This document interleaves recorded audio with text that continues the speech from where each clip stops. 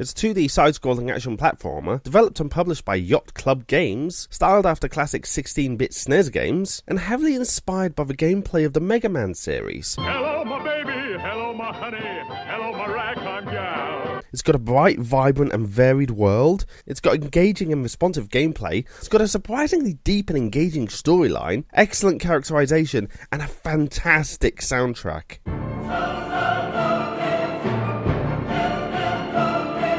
Some deaths can feel really cheap.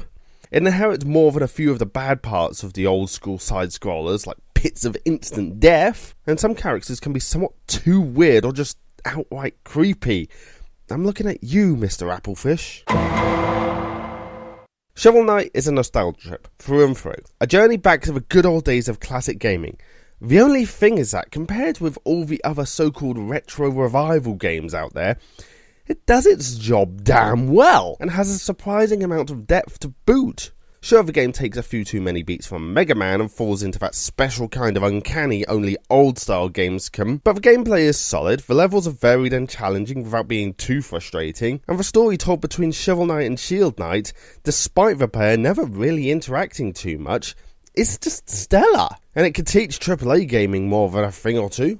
Even the boss enemies are characterized well, not to be the generic big bad, but as individuals with their own drives and reasons for doing what they're doing. And all this from a 16-bit platformer with text prompts. God damn, somebody call Hollywood so they can learn what good storytelling is.